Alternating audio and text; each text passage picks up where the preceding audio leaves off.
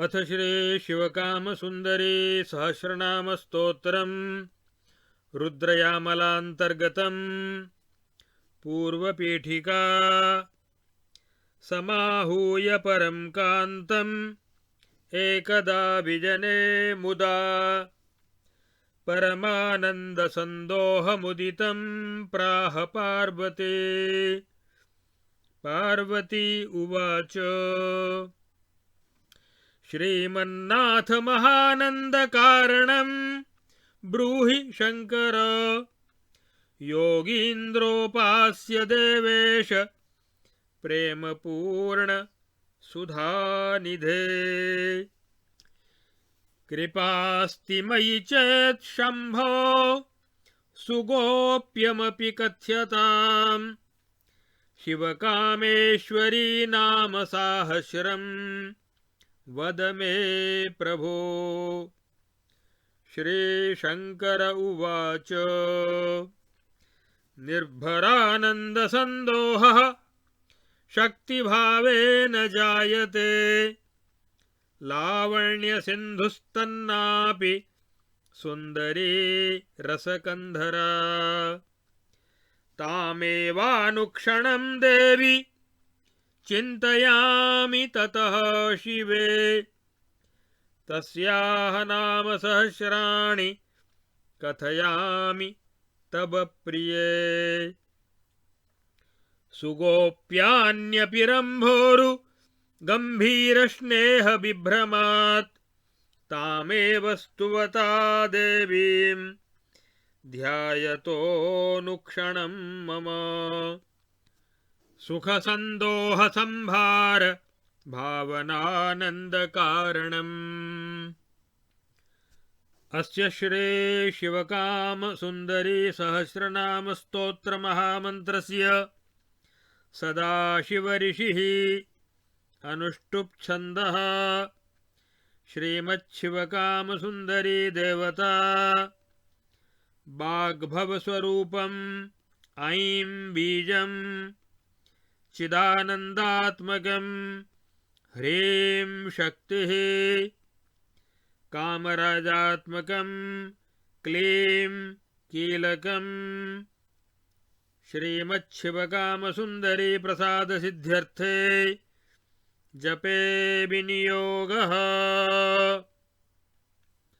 षोडशार्णमूलेन न्यासः। षोडशार्णध्यानमेव अत्रापि ध्यानम्। सिद्धसिद्धनवरत्नभूमिके कल्पवृक्षनववाटिसंभृते। रत्नसालवनसंभृते निशम् तत्र वापि शतकेन संभृते। रत्नवाटिमणिमण्डपे रुणे चपडभानुशतकोटिभासुरे। आदिशैवमणिमञ्चके परे शङ्कराङ्कमणिपीठकोपरि। कादिहान्तमनुरूपिणीं शिवां संस्मरेच्च शिवकामसुन्दरीम्। लम् इत्यादि पंचपूजा। शिवकामेश्वरी नाम साहस्रस्तोत्रमुत्तमम्। प्रोच्यते श्रद्धया देवी शृणुष्वावहिता प्रिये। कामेशी नाम साहस्रे सदाशिव ऋषिः स्मृतः। छन्दोऽनुष्टुप् देवता च शिवकामेश्वरी स्मृता। ऐं बीजं कीलकं क्लीं च ह्रीं शक्तिः कथिता प्रिये। न्यासध्यानादिकं सर्वं षोडशार्णवदीरितम्। अनेन स्तोत्रराजेन सर्वाभीष्टं लभेत ना। अथ सहस्रनामस्तोत्रम्। श्रीशिवा शिवकामी च सुन्दरी भुवनेश्वरी आनन्दसिन्धुरानन्दानन्दमूर्तिर्विनोदिनी त्रैपुरी सुन्दरी प्रेमपाथोनिधिरनुत्तमा रामोल्लासा पराभूतिः विभूतिः शङ्करप्रिया शृङ्गारमूर्तिर्विरता रसानुभवरोचना परमानन्दलहरी रतिरङ्गवती सती रङ्गमालानङ्गकलाकेलिः कैवल्यदा कला रसकल्पा कल्पलता कुतूहलवती गतिः विनोददुग्धा सुस्निग्धा मुग्धमूर्तिर्मनोहरा वालार्ककोटिकिरणा चन्द्रकोटिसुशीतला श्रवत्पीयूषदिग्धाङ्गी सङ्गीतनटिका शिवा कुरङ्गनयना कान्ता सुखसन्ततिरिन्दिरा मङ्गला मधुरापाङ्गा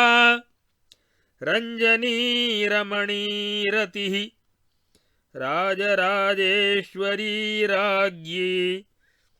महेन्द्रपरिवन्दिता प्रपञ्चगतिरीशानी सामरस्य परायणा हंसोल्लासा हंसगतिः शिञ्जत्कनकनूपुरा मेरुमन्दरभक्षोजा श्रीनिपाशवरायुधा शङ्खकोदण्डहस्ताब्ज पाणिद्वयविराजिता चन्द्रबिम्बाननाचारु मकुटोत्तंसचन्द्रिका सिन्दूरतिलकाचारु धम्मिल्लामलमालिका मन्दारदाममुदिता रक्तपुष्पविभूषिता सुवर्णाभरणप्रीता मुक्तादाममनोहरा ताम्बूलपूरवदना मदनानन्दमानसा सुखाराध्या तपःसारा कृपाबारिधिरीश्वरी वक्षस्थलसन्मग्ना प्रभा मधुरसोन्मुखा बिन्दुनादात्मिका चारुरसिता तुर्यरूपिणी कमनीयाकृतिः धन्या शङ्करप्रीतिमञ्जरी कन्या कलावती माता गजेन्द्रगमना शुभा कुमारी करभोरुश्रीः रूपलक्ष्मीः सुराजिता सन्तोषसीमा सम्पत्तिः शातकुम्भप्रिया द्युतिः परिपूर्णा जगद्धात्री विधात्री बलवर्धिनी सार्वभौम नृपश्रेश्च साम्राज्यगतिरासिका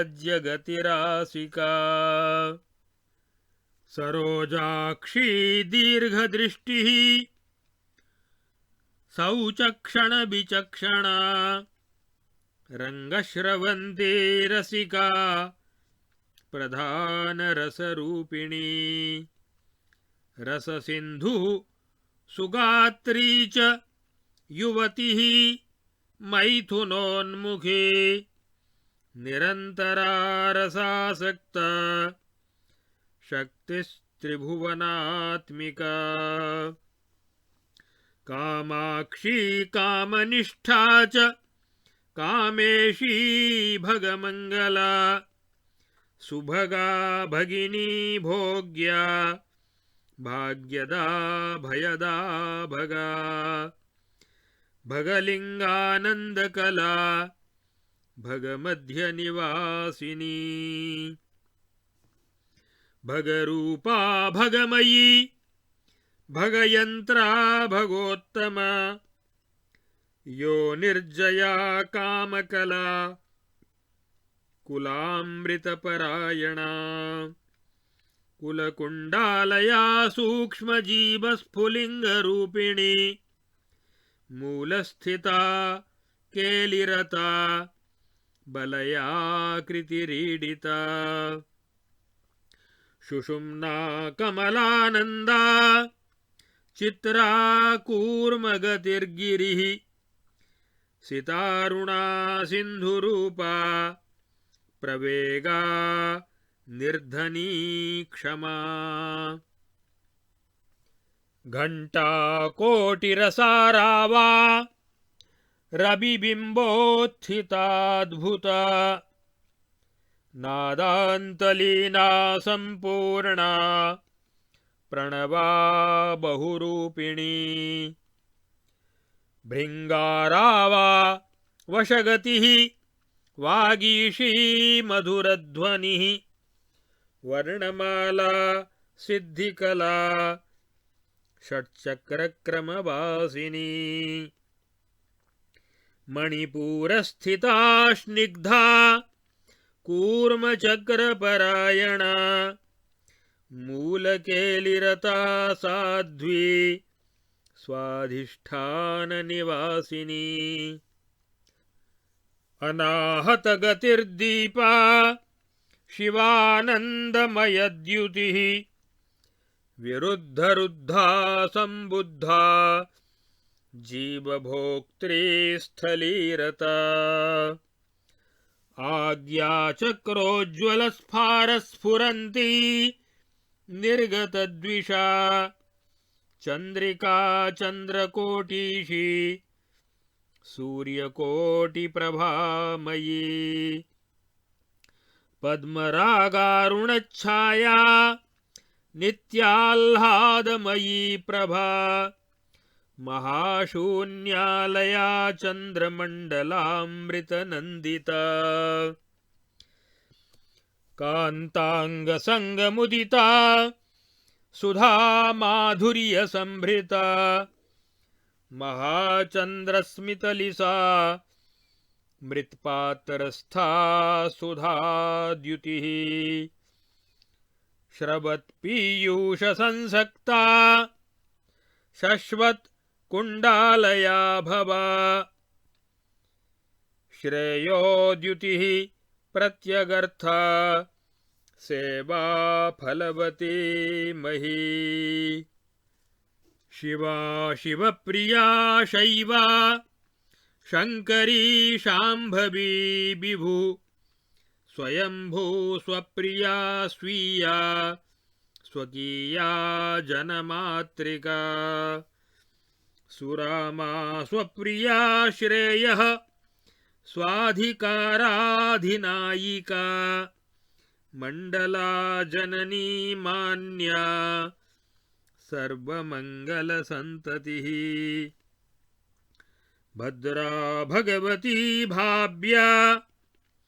कलितार्धेन्दुभासुरा कल्याणललिता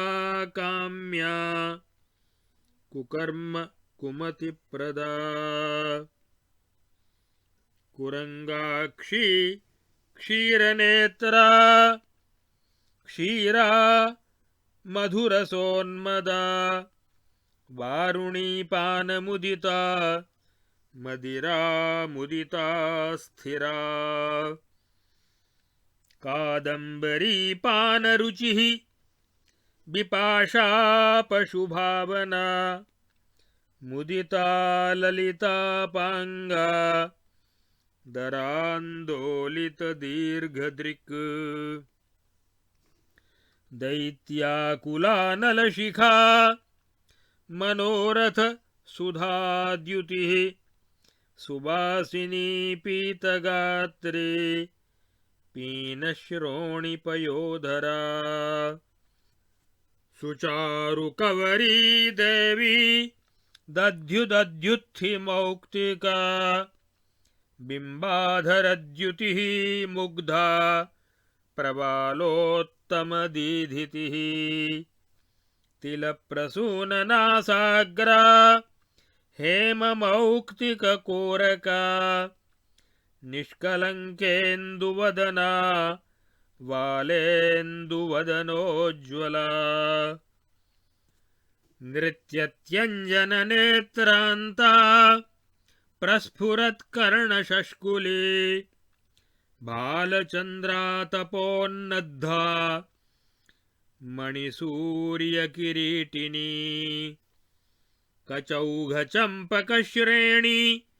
मालिनी दाममण्डिता हेममाणिक्यताटङ्का मणिकाञ्चनकुण्डला सुचारुचुबुका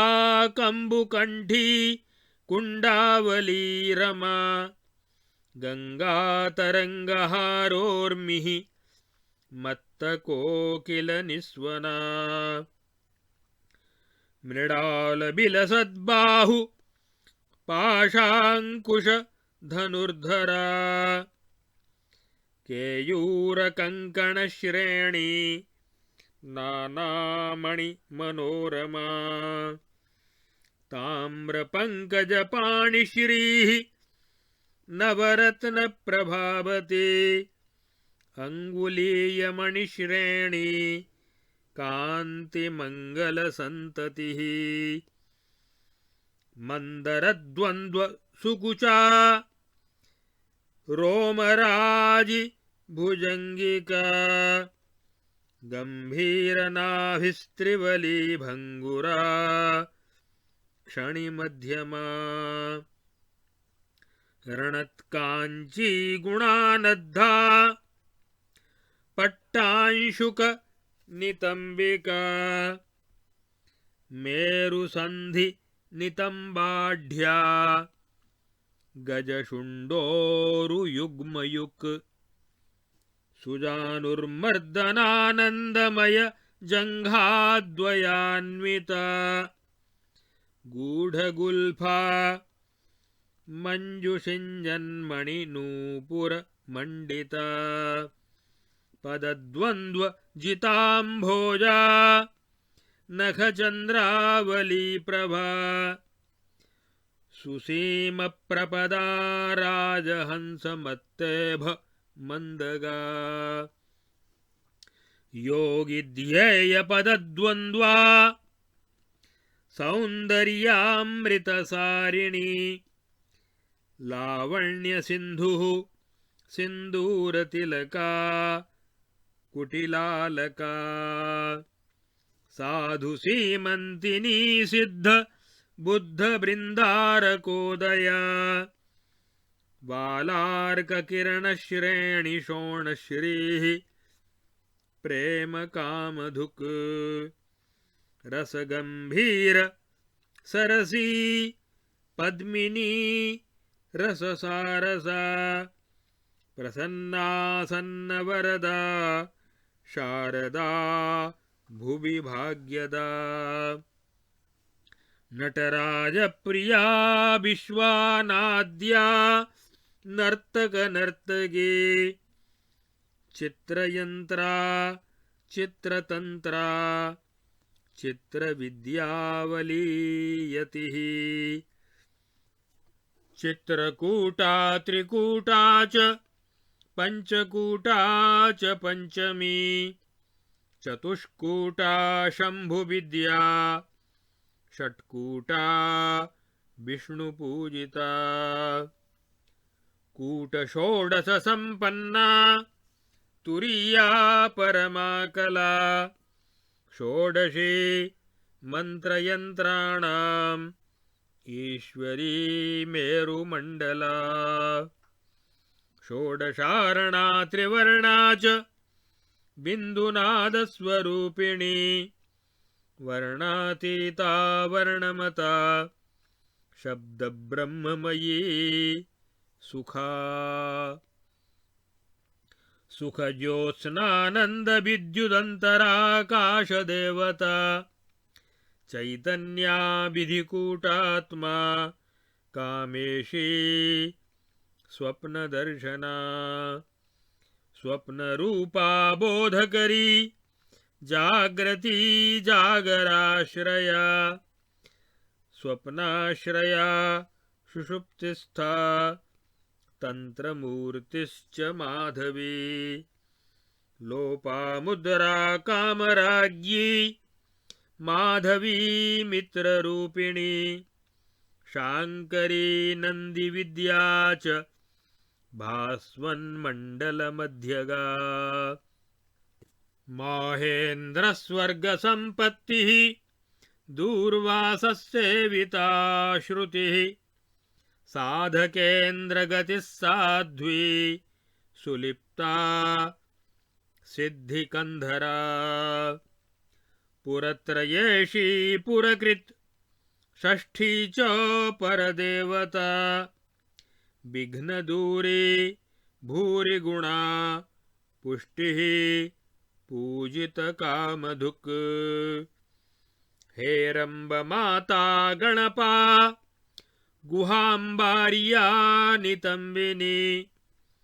एषा सीमन्तिनी मोक्षदक्षा दीक्षितमातृका साधकाम्बा सिद्धमाता साधकेन्द्रमनोरमा यौवनोन्मादिनी तुङ्गस्तनी शुश्रोणिमण्डिता पद्मरक्तोत्पलवती रक्तमाल्यानुलेपना रक्तमाल्यरुचिर्दक्षा शिखण्डिन्यतिसुन्दरी शिखण्डिनृत्यसन्तुष्टा शिखण्डिकुलपालिनी वसुन्धरा च सुरभिः कमनीयतनुःशुभा नन्दिनी त्रीक्षणवती वसिष्ठालयदेवता गोलकेशी च लोकेन्द्रा नृलोकपरिपालिका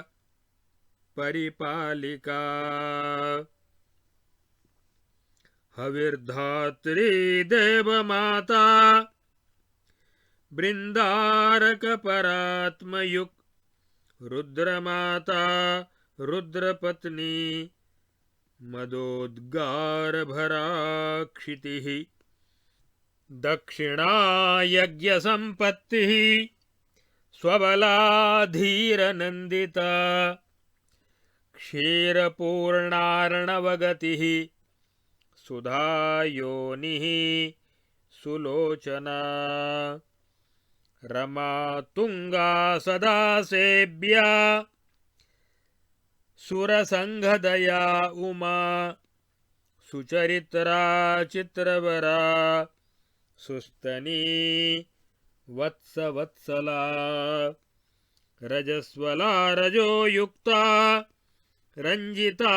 रंगमालिका रक्तप्रिया सुरक्ता च रतिरंगस्वरूपिणी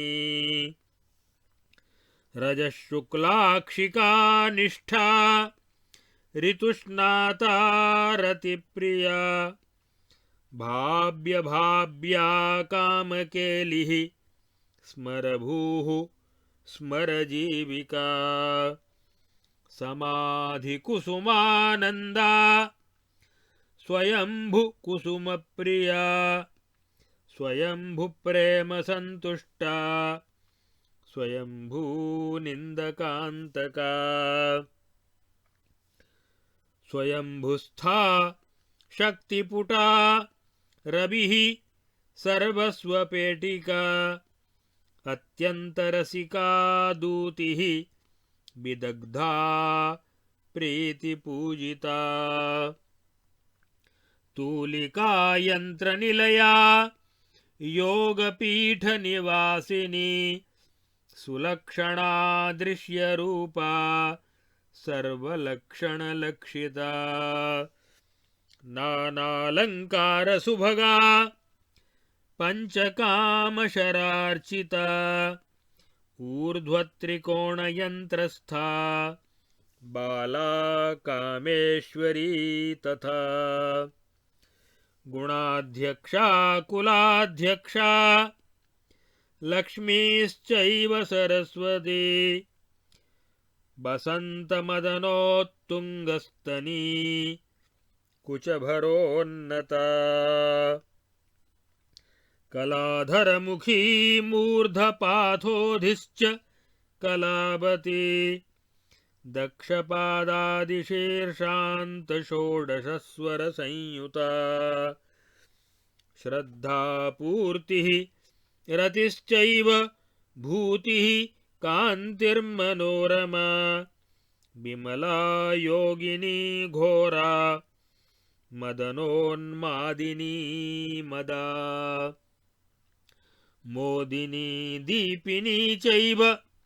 शोषिणी च वशङ्करी रजन्यन्ता कामकला लसत्कमलधारिणी वाममूर्धादिपादान्त षोडशस्वरसंयुता पूषरूपा सुमनसां सेव्या प्रीतिः द्युतिस्तथा रिद्धिः सौदामिनी चिच्च हंसमालावृता तथा शशिनी चैव च स्वस्था सम्पूर्णमण्डलोदया पुष्टिश्चामृतपूर्णा च भगमाला स्वरूपिणी भगयन्त्राश्रया शम्भुरूपा संयोगयोगिनी द्राविणी बीजरूपा च ह्यक्षुब्धा साधकप्रिया रजः पीठमयी नाद्या सुखदा वाञ्छितप्रदा रजः संवित् रजः शक्तिः शुक्लबिन्दुस्वरूपिणी सर्वसाक्षी सामरस्या शिवशक्तिमयी प्रभा संयोगानन्दनिलया संयोगप्रीतिमातृका संयोगकुसुमानन्दा संयोगयोगपद्धतिः संयोगसुखदावस्था चिदानन्दार्घ्यसेविता अर्घ्यपूज्या च सम्पत्तिः अर्घ्यदा भिन्नरूपिणी सामरस्य परा प्रीता प्रियसङ्गमरङ्गिणी ज्ञानदूते ज्ञानगम्या ज्ञानयोनिशिवालया चित्कला सत्कला ज्ञानकला संवित्कलात्मिका कला चतुष्टये पद्मवासिनी सूक्ष्मरूपिणी हंसकेलिस्थलस्वस्था हंसद्वयविकासिनी विरागिता मोक्षकला परमात्मकलावती विद्याकलान्तरात्मस्था चतुष्टयकलावती विद्यासन्तोषणा तृप्ति परब्रह्मप्रकाशिनी परमात्मपरा वस्तुलीना शक्तिचतुष्टये शान्तिर्बोधपरा व्याप्तिः परज्ञानात्मिका कला पश्यन्ति परमात्मस्था चान्तरात्मकला शिवा मध्यमा वैखरी चात्मकलानन्दकलावती तरुणी तारका तारा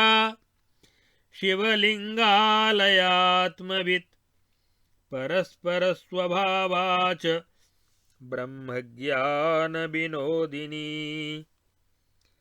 रामोल्लासा च दुर्धर्षा परमार्घ्यप्रिया रमा जात्यादिरहिता योगिन्यानन्दमात्रपद्धतिः कान्ता शान्ता दान्तयातिः कलिता होमपद्धतिः दिव्यभावप्रदा दिव्या वीरसूर्वीरभावदा पशुदेहा वीरगतिः वीरहंसमनोदया मूर्धाभिषिक्ता राजश्रीः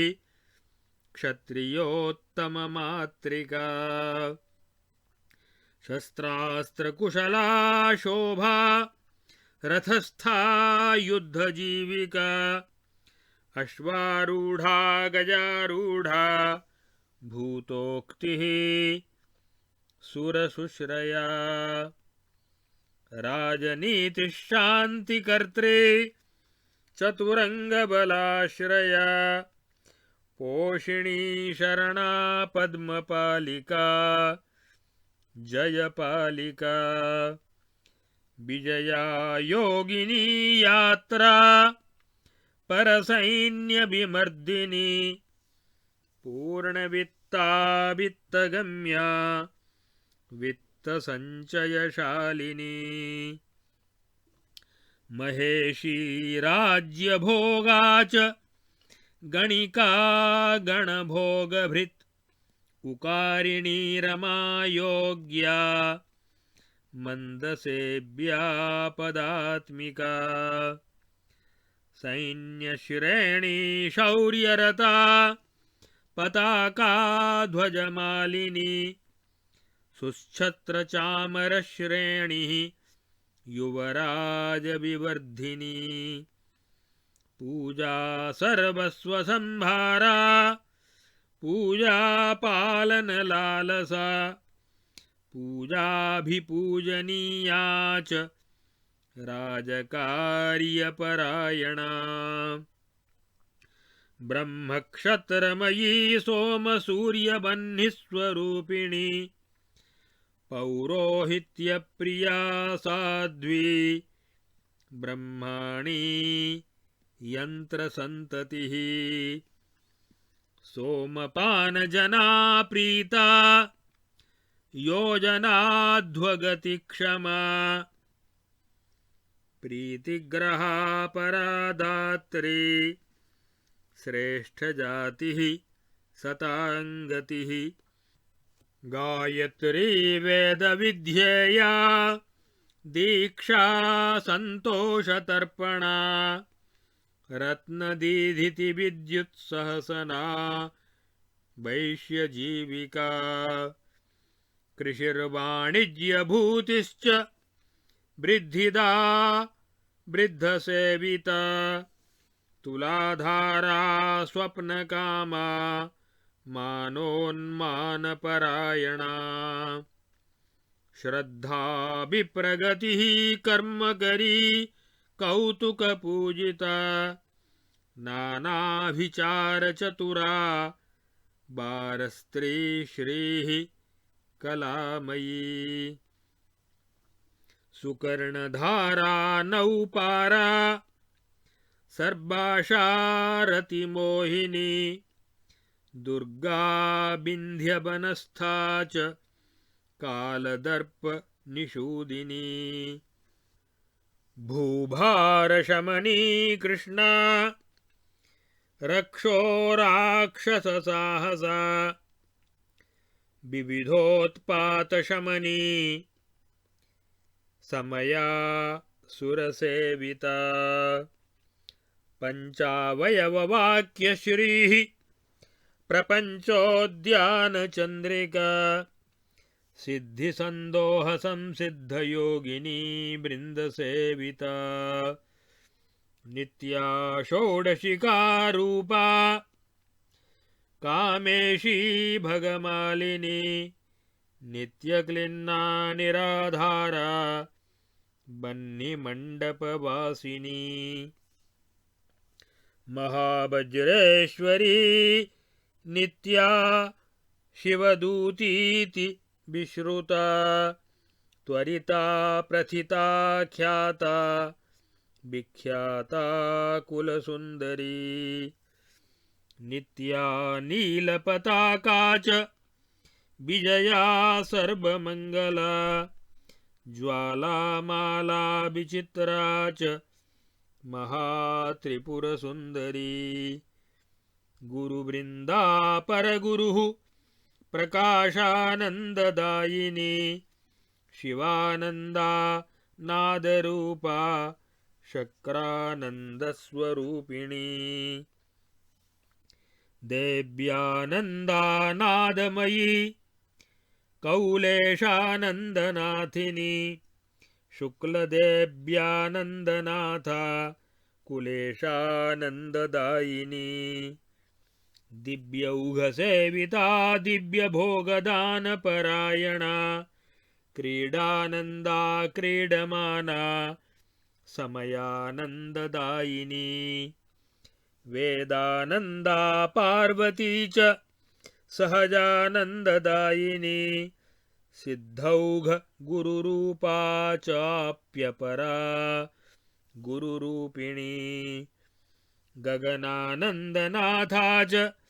विश्वाद्यानन्ददायिनी विमलानन्दनाथा च मदनानन्ददायिनी भुवनानन्दनाथा च लीलोद्यानप्रिया गतिः स्वात्मानन्दविनोदा च प्रियाद्यानन्दनाथिनी मानवाद्या गुरुश्रेष्ठा परमेष्ठि गुरुप्रभा परमाद्या गुरुशक्तिः परमा कीर्तनप्रिया त्रैलोक्यमोहनाख्या च सर्वाशा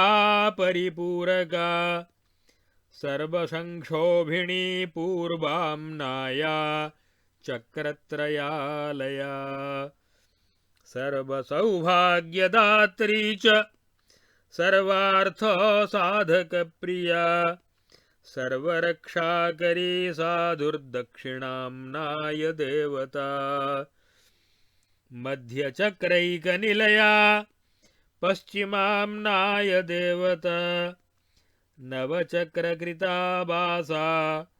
कौवेराम्नाय देवता बिन्दुचक्रकृताया सा मध्यसिंहासनेश्वरी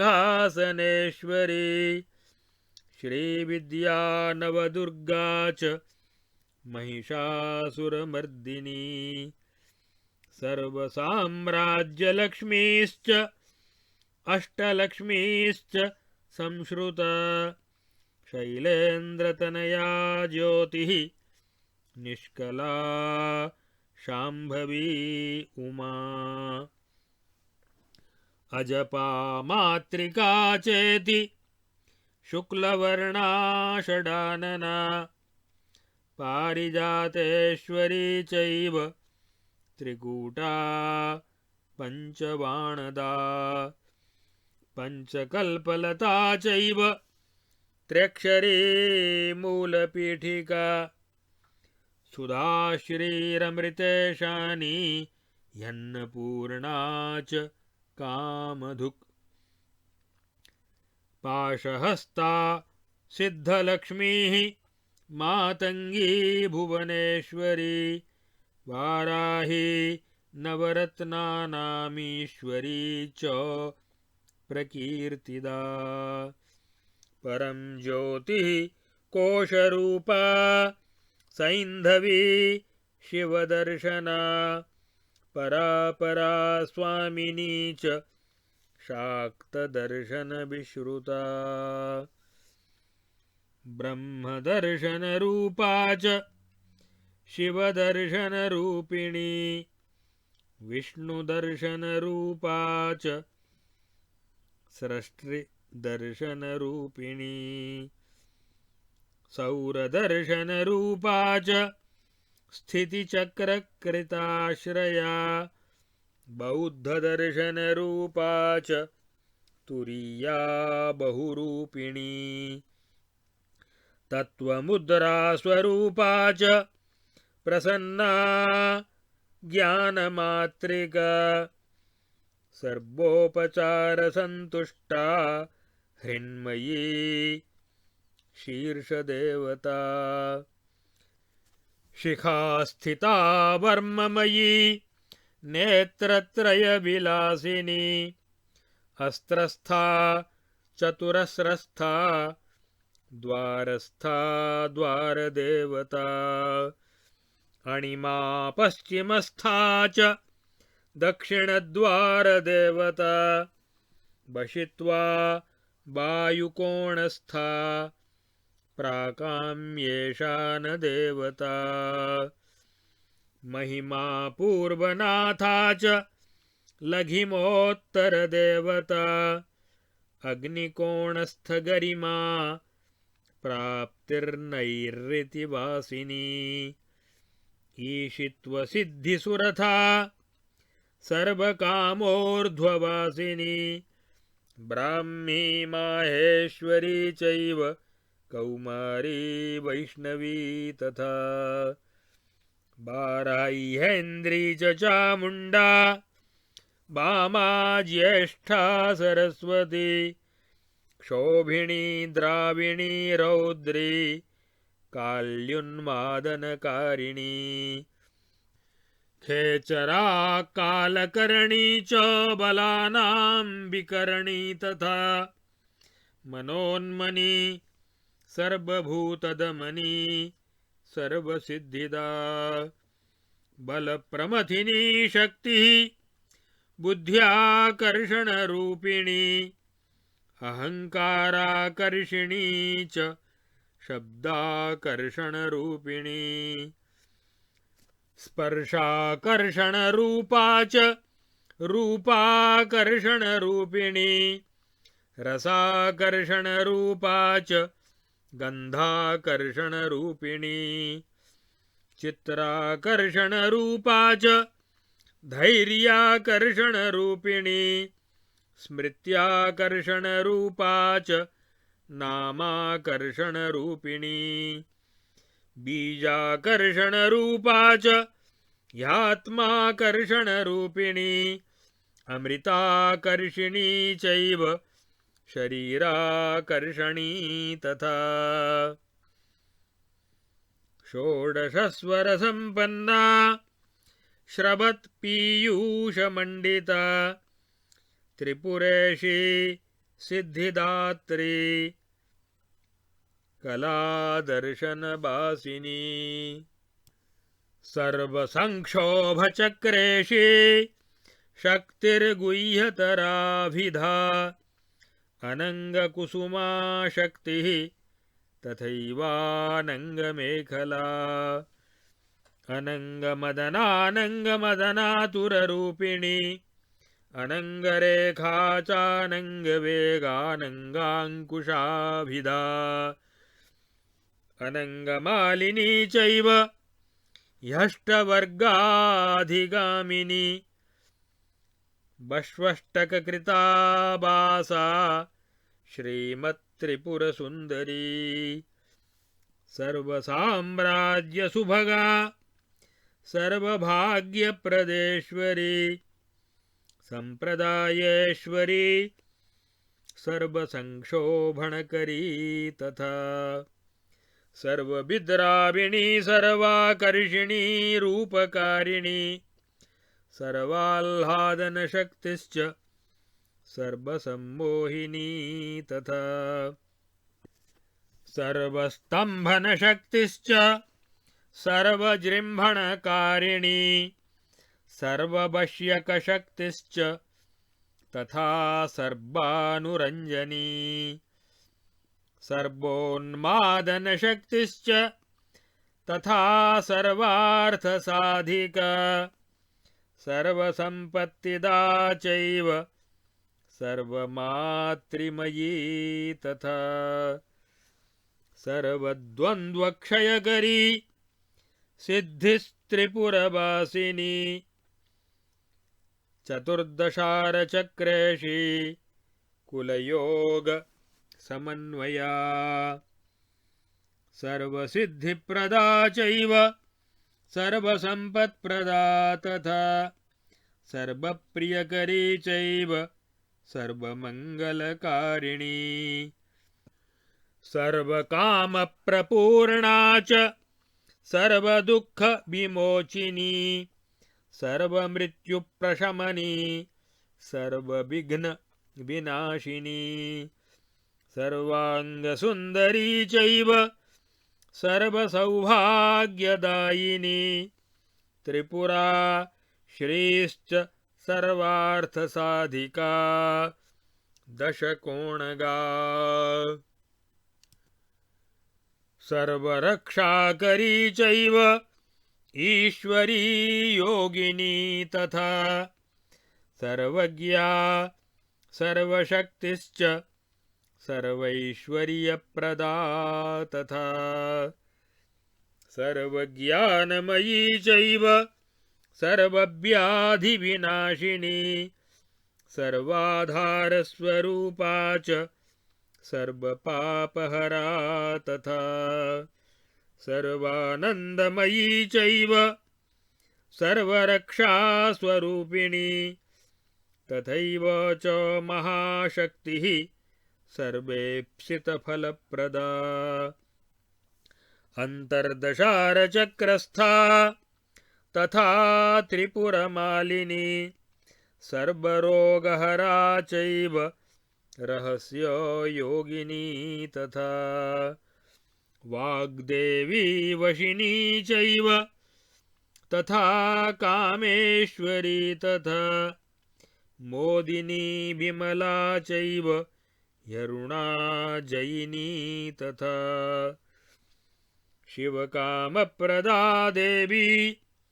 शिवकामस्य सुन्दरी ललिता ललिता ध्यानफलदा शुभकारिणी सर्वेश्वरी कौलिनी च वसुवंशाभिवर्धिनी सर्वकामप्रदा चैव परापर रहस्यवित् त्रिकोण चतुरस्रस्थ कामेश्वर्यायुधात्मिका कामेश्वरी बाणरूपा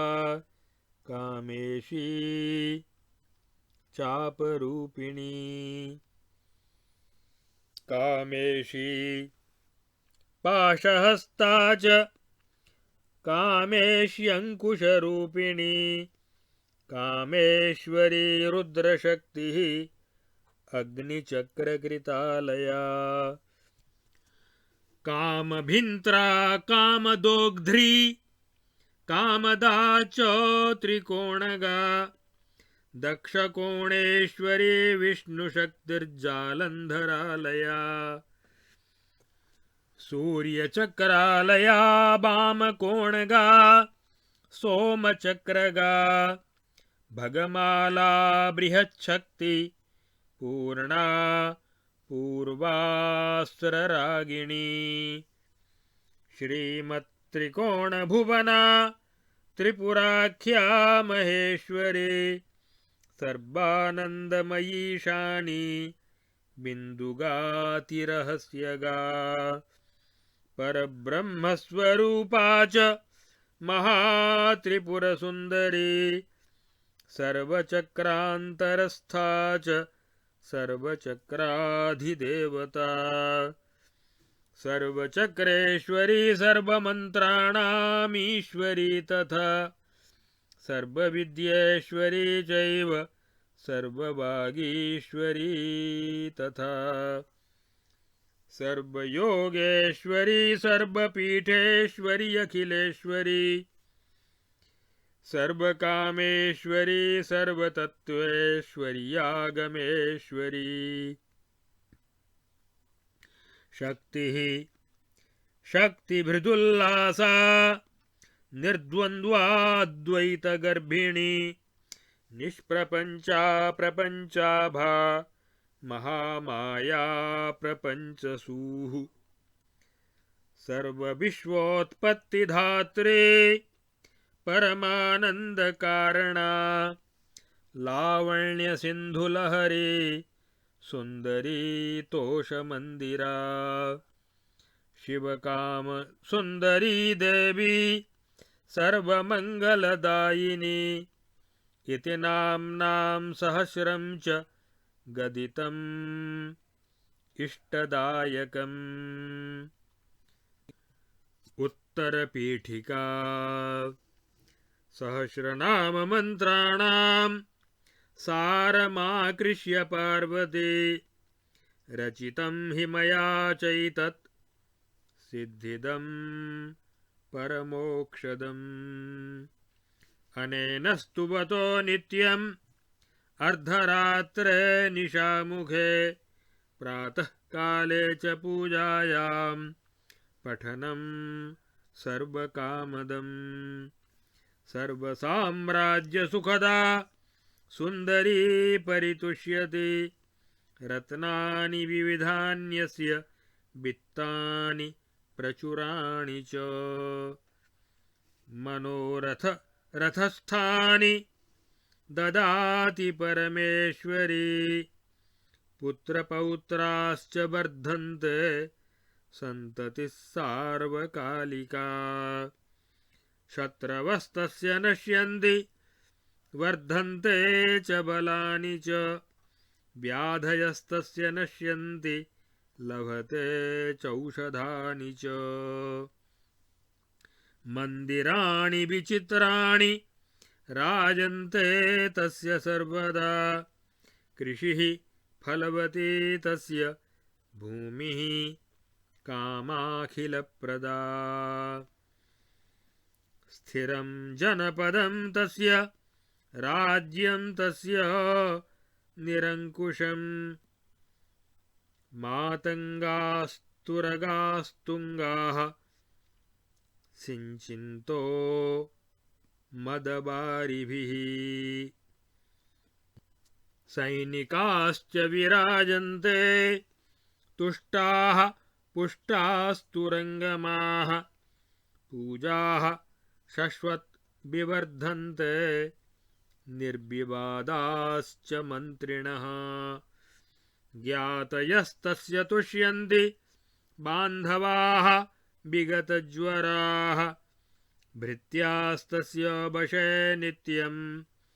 वर्तन्ते स्य मनोनुगाः गद्यपद्यमयी वाणी वाक्चातुर्य सुसंभृता समग्रसुखसम्पत्तिशालिनी लास्यमालिनी नानापदमयी वाणी तस्य गंगा प्रवाहवत् अदृष्टान्यपि शास्त्राणि प्रकाशन्ते निरन्तरम् निग्रह परवाक्यानां सभायां तस्य जायते स्तुवन्ति कृतिनस्तं वै राजानो दासवत्तथा शस्त्राण्यस्त्राणि तद्गात्रे जनयन्ति रुजो नहि मातङ्गाः तस्य वशगाः सर्पवर्या भवन्ति च विषं निर्विशतां याति पानीयममृतं भवेत् परसेनास्तम्भनं च प्रतिवादि विजृम्भणम् नवरात्रेण जायन्ते सततन्यासयोगतः अहोरात्रं पठेद्यस्तु स्तोत्रं संयतमानसः वशाः तस्योपजायन्ते सर्वे लोकाः सुनिश्चितम् षण्मासाभ्यासयोगेन देवा यक्षाश्च किन्नराः सिद्धा महोरगाः सर्वे वशमायान्ति निश्चयम् नित्यं कामकलां न्यस्यन् यः पठेत् स्तोत्रमुत्तमम् मदनोन्मादिनी लीला पुरस्त्री तद्वशानुगा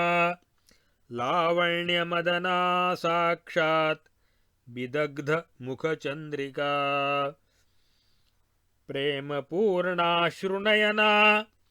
सुन्दरी वशगा भवेत् भूर्जपत्रे रोचनेन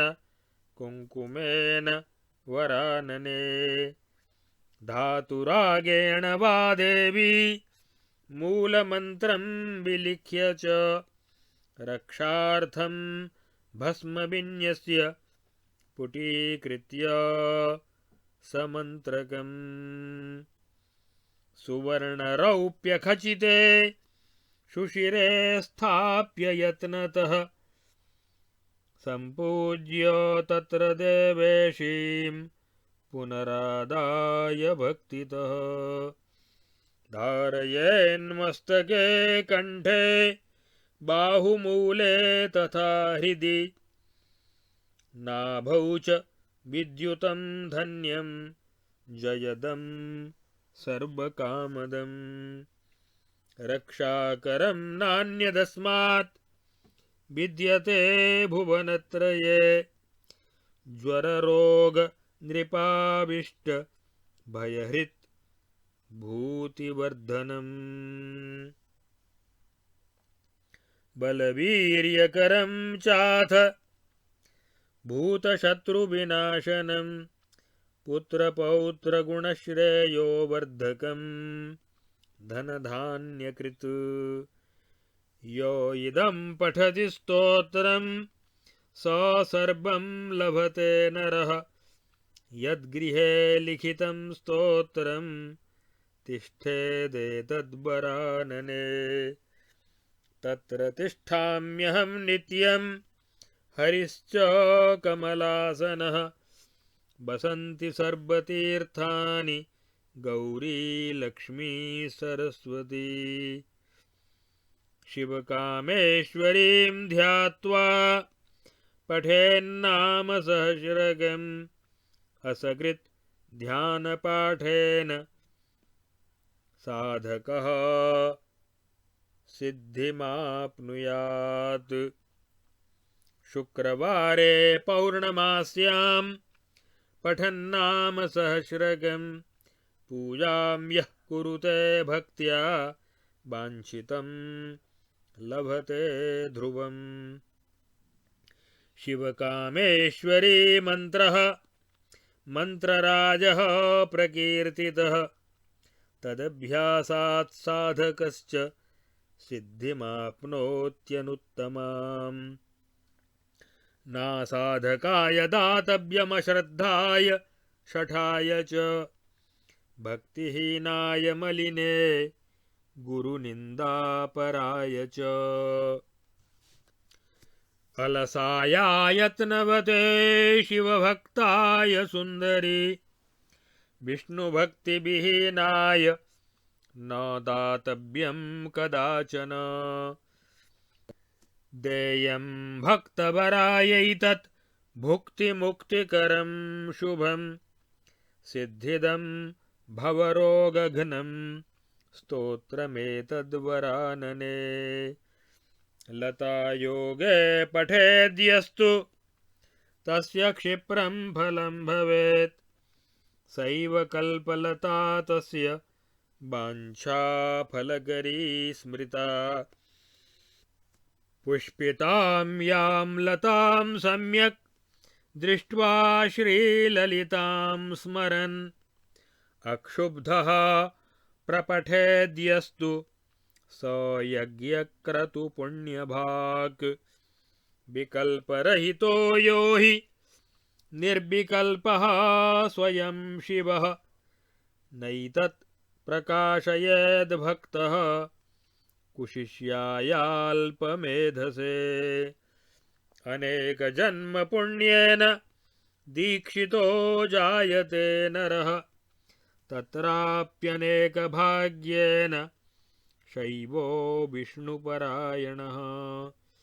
तत्राप्यनेकपुण्येन